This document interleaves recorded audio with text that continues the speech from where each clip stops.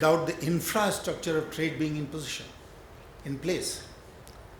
So we can continue to quibble about the lists, positive, negative, this, that, and the other. But let us look, for instance, at the infrastructure. What is the infrastructure that exists between our two countries to promote trade? Transport. There is a whole chapter devoted to transport connectivity in this book of land, air, sea. And what do we have? With this kind of transport connectivity, I challenge anyone to say, to assert that trade will flourish. It will not. This is the sine qua non of exchange of goods, not so much services, but for exchange of goods, you must have first-rate transport links. We don't have it. This land route through Wagah is bristling with all kinds of problems, and anyone who has visited Wagah and crossed into each other's country through Wagah is aware of it. Some improvement has taken place, but it's not going to go a long way in realizing the full potential. Then the financial arrangements. Do we have, maybe I'm out of date, but do we have each other's countries' banks in India and Pakistan? We don't have bank branches. Now, therefore, the transactions have to be routed through third countries. We haven't reached any agreement with regard to the currency in which we'll trade. Why do we have to trade necessarily in dollars? Why can't we start trading in our own currencies and facilitate more and more trade? Then visas is a huge problem. I just mentioned it. Our Prime Minister had suggested, not for the first time, that there should be a SAARC business travel visa. Why can't we have a SAARC business travel visa? And I'll go a step forward and suggest that instead of the embassies and the consulates issuing them, let the recommendation come from the chambers of commerce in both countries. And if the Chamber of Commerce, with a full sense of responsibility, is recommending a visa, let the embassies and the consulates accept it and issue visa without delay. We can even have multi-entry visas. We can have long-term visas. Unless the access of people to each other improves, how can we do trade? Then, when I'm talking of access, telecommunication. That's a problem. We can't speak to each other as much as we want. Customs facilitation, like harmonization and simplification of trade documents, streamlining of border procedures. Much remains to be done in this.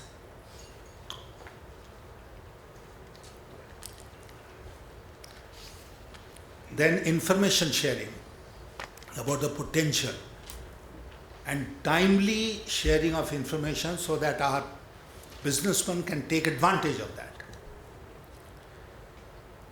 Specialized trade fairs. Our experience has been that whenever your country has participated in our trade fairs, or we had that India event in Lahore, it created a very good atmosphere and did business also. So specialized means Pakistan's trade fair in India, India's trade fair in Pakistan, One could be a general country fair, and the second could be sector-wise. If you are good in automobile components, please come to India and have a specialized fair of automobile components. We can do something similar. Then media and social media. Now, unfortunately, it often happens that the media does not play a helpful role. And there is always hype as far as media in both countries is concerned. I remember a visit to Pakistan in which in one of the leading dailies, I came across a screaming headline saying the chief of the Rashtriya Swayamsevak Sangh, RSS, has been arrested in India on charges of promoting terrorism. So I was a little surprised to see this. When I read the fine print, it was some other person and not the chief of the RSS. Now, if somebody is looking at, and I'm equally blaming the Indian media, if somebody is looking only at headlines, as most of us do, then we'll be misguided. Now, these are all physical infrastructure which have to be in place, and many more for trade in goods. But we can go beyond. What about trade in services? What about information technology, all aspects of it? What about investment in each other's countries?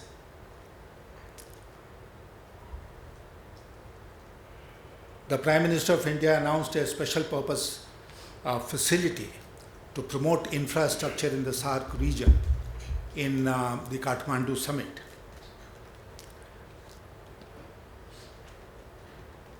Let's operationalize it as quickly as possible and let countries in the region benefit from it.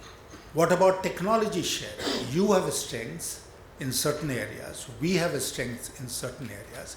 We can come together and share technology. So if you are looking at comprehensive economic cooperation between the two countries, then our thoughts should not merely be confined to trade. They should move on from trade to trade in services, to investment, and through to cooperation in all areas of economic activity. In fact, when we signed the SAFTA agreement in Islamabad in January 2004, the avowed goal was to move to a SAARC common market with time. And I have no hesitation in saying that we can move to SAARC common market if only India and Pakistan could see eye to eye on various issues. You are guilty, we are guilty in not allowing SAARC to achieve its full potential.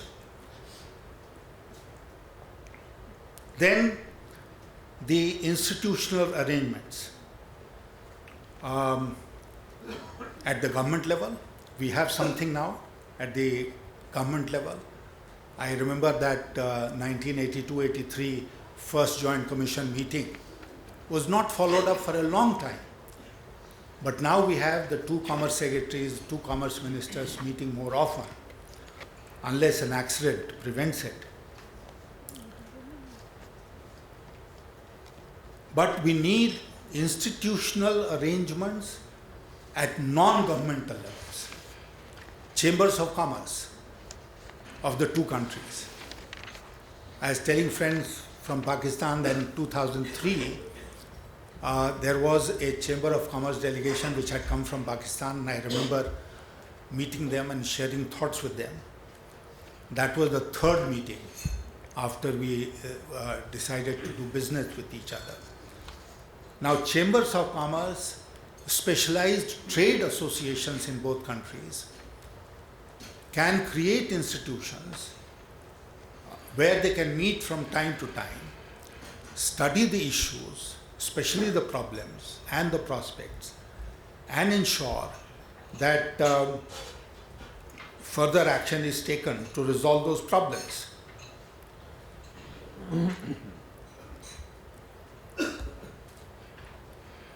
Then, most importantly, we need pressure groups in both countries. The Deputy High Commissioner of Pakistan is sitting here. There is a retired official of the Foreign Office here, Neelam, but I don't see any currently serving Foreign Service, Indian Foreign Service officer here. Okay. I have for a long time believed that we should keep the bureaucracy out of our relationship. You depend on them and you will make no progress. I remember when I was in government and in Mr. Vajpayee's government,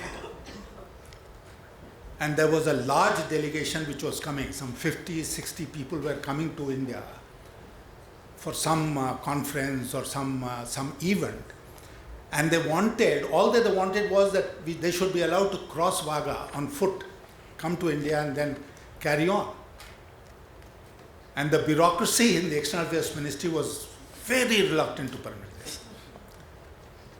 Will terrorists cross from Wagah border in full view of the forces of both sides? So as minister, I said, I overrule your objection, I will permit them to come, walk across Wagah, and nothing is going to happen, and nothing happened. So if you depend only on the bureaucracy, they will find all the reasons and all the various instruments through which trade will not progress. So what do we need? We need conferences of this kind. We need pressure groups in each other's countries. We need people who are interested in improving the relationship in the economic field to come together like we are here today and create an atmosphere and the necessary atmospherics in which the powers that be in both countries will feel obliged to move forward. And I'll be very happy if in this conference you could devote some time to discussing this issue of how we can create durable institutional arrangements at the non-official level.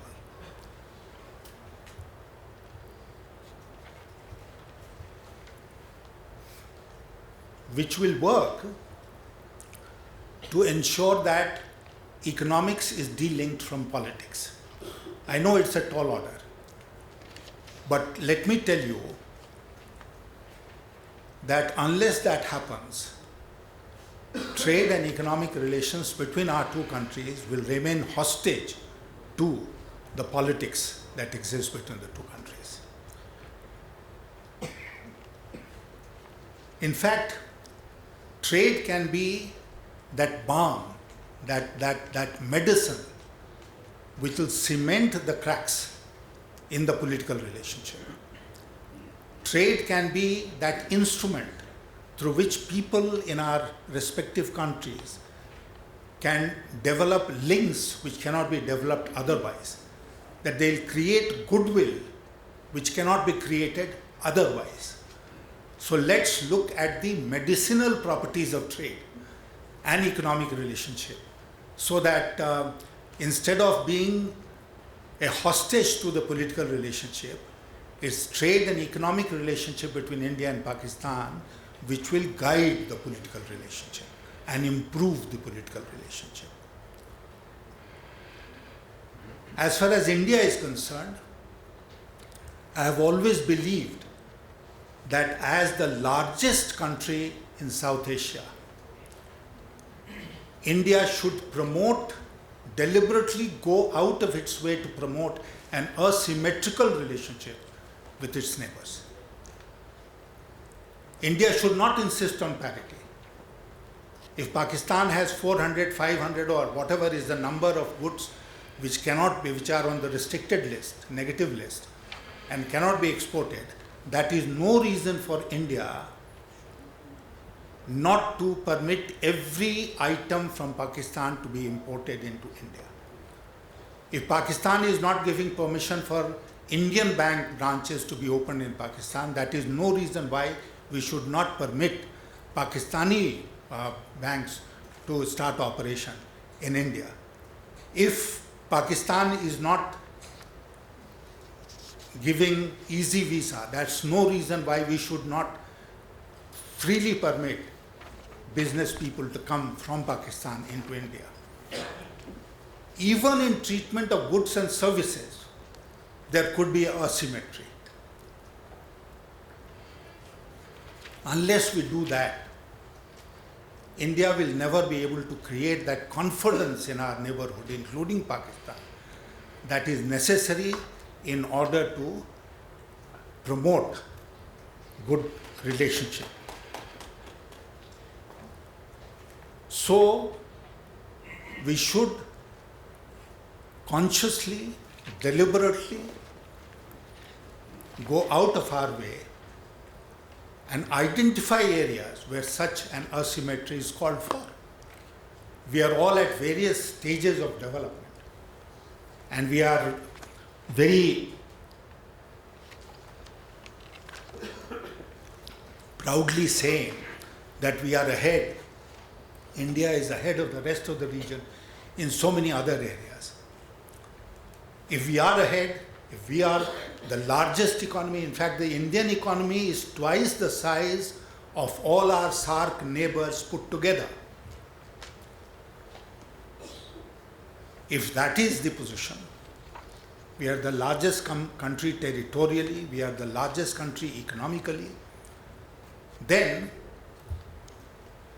we should be liberal.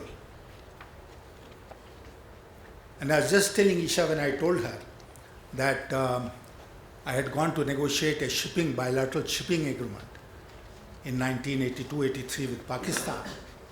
I remember our internal discussions here, Isha. I called all the stakeholders and I said, what should the agreement look like? They said Pakistan has one port, Karachi, so we should open one port for them, Bombay or whatever. So I said, how many major ports Pakistan has? They said one, Karachi. How many major ports we have? At that time we used to have 10 major ports. So I said, if Pakistan opens Karachi, it is opening 100%. So why shouldn't we also open 100%? So I persuaded the decision makers in those days that we should open all the ports for Pakistani vessels, and they will open Karachi. Then, what kind of cargo will they carry? I said all cargo. Let them come to our ports and pick up cargo for Europe, for US, for wherever they want, for Bangladesh, and we will not put any restrictions.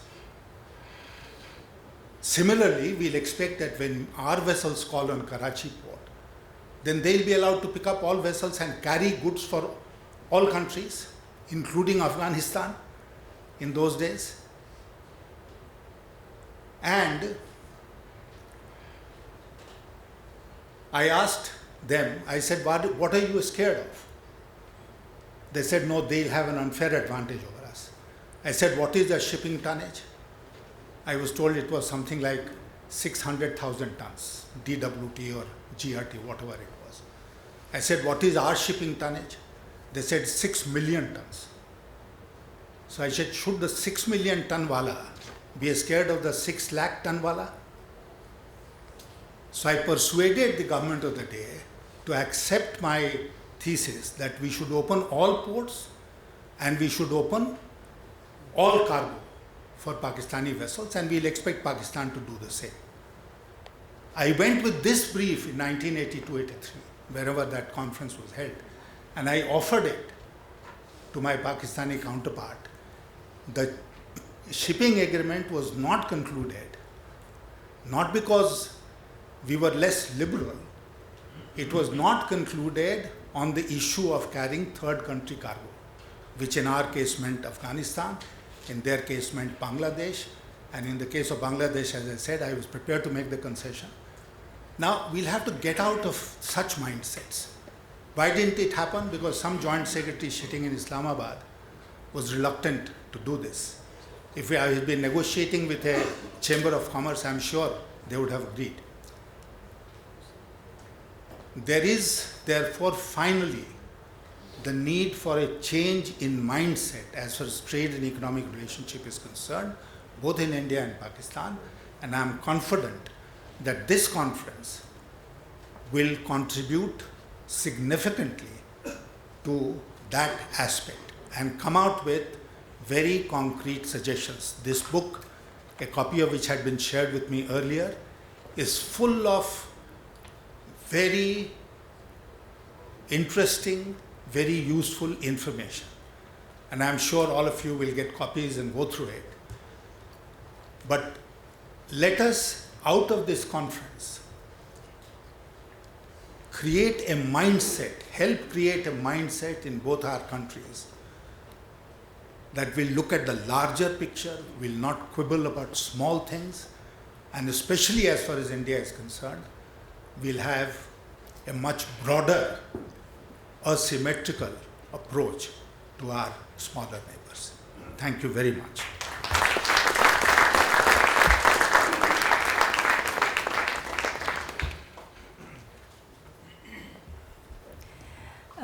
May I now, thank you very much, Shri Yashwant Sinha ji. May I now request Dr. Rajat Kathuria, Director and Chief Executive of ICRIER, to propose a vote of thanks. Thank you, Dr. Ahluwalia. Shri Yashwant Sinha ji, Dr. Ahluwalia, guests from Pakistan including Salman Shah Sahab, Ishrat Husain Sahab, Ijaz Nabi, members of the academic community from both countries, media, policymakers who will join us shortly, and everybody who's made their way to this conference. I'm delighted to welcome all of you. And I agree with everything, almost everything that Yashwant Sinha ji said. As you would expect, a person of his stature, with his experience being Minister of Finance and Minister of External Affairs. I agree with everything that he said. In fact, ICRIER, almost everything that he said, with ICRIER working on research and trying to create those pressure groups within the country for normalization of trade between our two countries. We are not a pressure group really, we are a research institution, but our research does create a lot of pressure on the government to take action for policy change.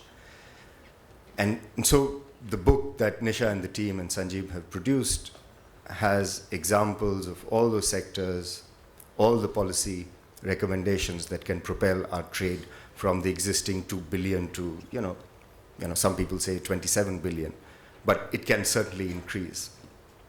The only thing I disagree with that the minister said, the former minister said, is that we did not approach him to deliver the keynote address as the last option.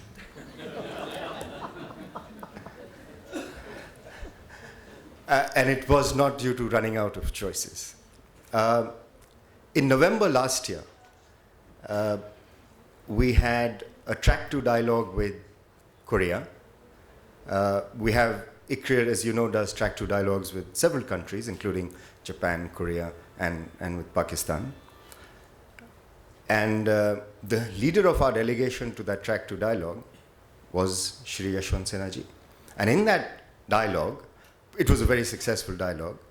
And in that dialogue, we had the ambassador in Korea present, Shri Vishnu Prakash, who was there. We had a joint secretary who was also present. And during that track 2 dialogue process, I'm happy to say that given the success of the dialogue, which certainly in large part was due to the presence of a personality and a man of his experience, Shri Yashwant Sinha ji, the dialogue was converted from a track 2 dialogue to a track 1.5 dialogue. And I think, therefore, the point I wish to make is that it is not, and you heard him, his erudition, his wisdom, and the ideas that he has. It's certainly not as a last resort, but as a first option. Let me also say, so we're very thankful that you are able to come, and we shall certainly continue to invite you, sir, for our other events. Let me also say that,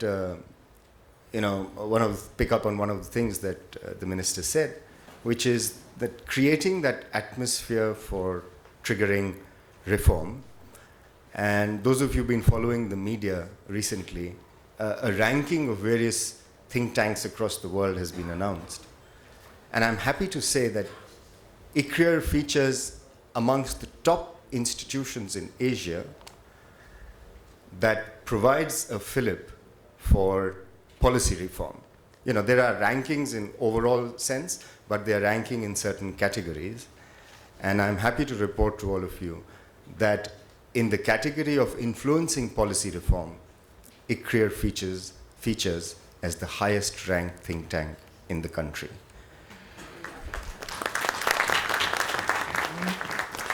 So this project really continues the work that we have been doing in this area. As you know, ICRIER was set up in 1981 to actually provide the wherewithal, the knowledge base, the evidence for policymakers to take informed decisions rather than decisions based on gut feel.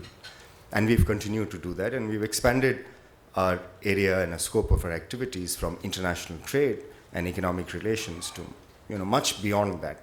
And if you go to our website, ICRIER's website, you will see that there is substantial amount of work in macroeconomics, in financial sector reform, in financial inclusion, in urbanization, and increasingly now in an area that is the focus of attention of researchers and policymakers across the world, which is environment and climate change. And we've begun to do a lot of work on environment and climate change, including the interface between that and urbanization. I will not talk much about this project. Dr. Ahluwalia and Shri Yashwant Sinha ji have already told you and already mentioned the contours of this project, and we are very happy that what we have delivered, although we are not sitting on our laurels, certainly Nisha and the team is not sitting on their laurels. And what we wish to emphasize at this stage is that it's even more important that a project of this nature continue in the future, especially in the atmospherics, as Shri Yashwant Sinha ji said today. It's even more important that projects of this nature, which bring together researchers from both countries, which brings together business communities from both countries, and bureaucrats and policymakers and politicians, it's important at this juncture that this project continue beyond what we had envisaged when we started in 2012. And we are certainly hoping that we could continue this project. The couple of things about this project are noteworthy, which is that it's the only project of its kind in India which has been conducted on this scale. It's very large. The book has been released. A substantial amount of research has been done. There are a number of activities that usually get conducted under the aegis of this project.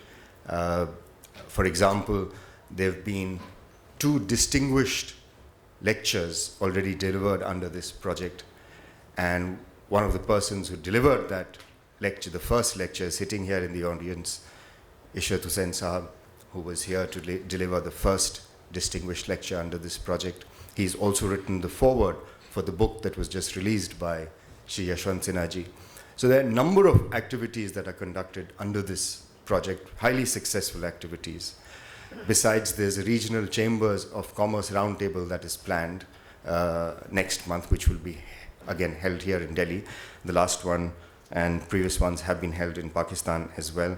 Project, go and have a look at it. It's very successful, and I'm told that it has received acknowledgement from the international community, and the website is visited in over 60 countries around the world. So all in all, we're very happy about what we've achieved in this project, but not sitting on what we've done. But we wish this project to continue because, as I said, and as all of us have said, that it's important that we continue to exert some kind of pressure amongst all stakeholders so that trade can act as a catalyst for normalizing relations between India and Pakistan. We firmly believe that to be true.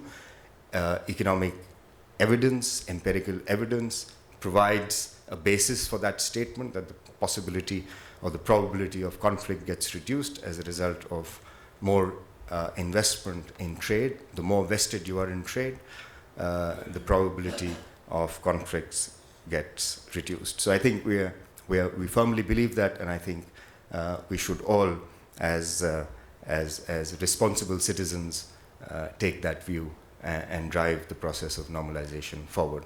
I would also like to say that I personally have visited Pakistan under this project and have been completely overwhelmed by the hospitality that has been provided to not only to the ICRIER team, but all the visitors who have gone with us, and we're completely overwhelmed by that hospitality. And we hope that the delegation from Pakistan that is here, we are able to reciprocate the warmth that was shown to us when we were in Pakistan. Before I conclude and thank all of you for coming here, I remember the last conference that was held, the second conference that was held in Delhi last year, which was inaugurated by Shri G.K. Chadha, who's no longer here with us. Unfortunately, he passed away last year. But he had made a telling, quoted a share of Iqbal, and I conclude with that. He had said that our relationship between the two countries is like, it's a very common, and I'm sure all of you have heard it, सितारों के आगे जहान और भी हैं, अभी हमारे दोनों मुल्क के इम्तिहान और भी हैं, but we'll be equal to the task. Thank you very much for coming here.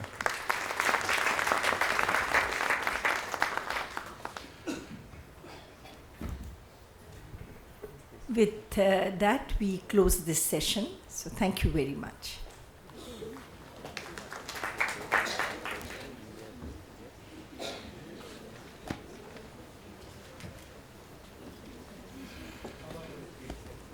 May I request all of you to join us for a cup of tea? Thank you.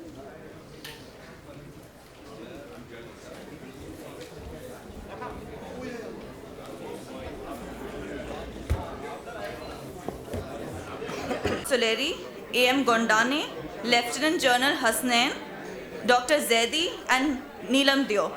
Please may I request all the speakers